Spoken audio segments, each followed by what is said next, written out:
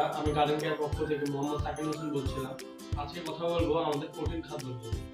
তো মূলত আমাদের প্রোটিন খাদ্যটি প্রথমে আপনাদেরকে একটু দেখাই। তো এই হচ্ছে আমাদের প্রোটিন খাদ্য, দেখতে পাচ্ছেন। এর আগের ভিডিওতে আমি দেখিয়েছিলাম আমাদের প্রোটিন খাদ্য। তো আজকে কথা বলবো এই প্রোটিন খাদ্য দিয়ে কি দিয়ে তৈরি হয়েছে এবং এই প্রোটিন খাদ্য কি বিবর্ণ বা এই প্রোটিন খাদ্য কি উপকার, এই নিয়ে আজকে কথা বলবো আমরা।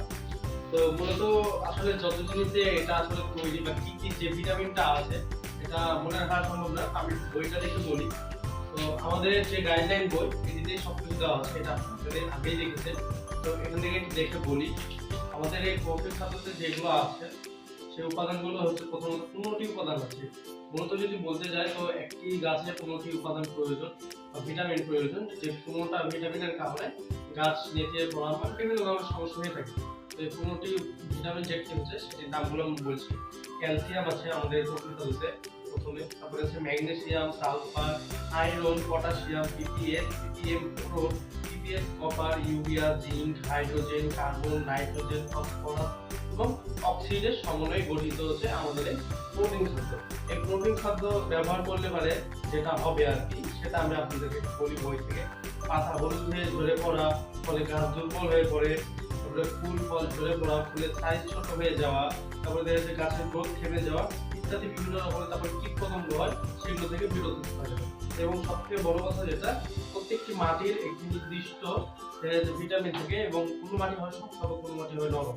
তো এই মাটির যে ভিটামিন বা মাটির যে উর্বরতা যদি কম থাকে সেটাকে বাড়িয়ে তুলবে আমাদের এই প্রোটিন খাদ্য। এই প্রোটিন খাদ্যের মাধ্যমে ব্যবহার করা যায়, আর মাটির বিপরীতেও এটা ব্যবহার করা যাবে এবং শিকড় খুবই দ্রুত এটাতে গজাবে। তো এই হচ্ছিল আমাদের আজকে প্রোটিন খাদ্য বিষয়ের কথা। আর এই প্রোটিন খাদ্যের বিষয় আমি অথচ আসলে মনে রাখা সম্ভব না, আসলে আপনারা বুঝবেন সেই জিনিসটা। তো আমি এই বইটা দেখে বললাম মূলত।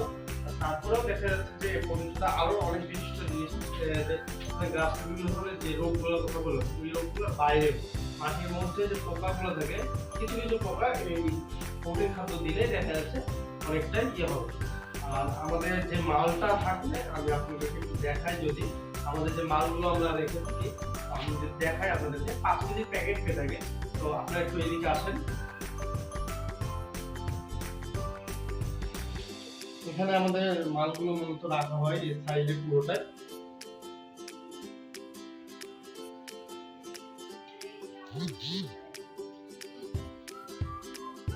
তো এগুলো যেগুলো দেখলেন এগুলো হচ্ছে 5 কেজির প্যাকেট ছিল মূলত। তো এগুলো আপনাদের কাছে পৌঁছে থাকে। তো এই ছিল আজকের ভিডিও।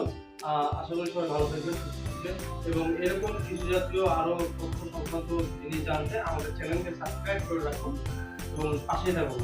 আল্লাহ।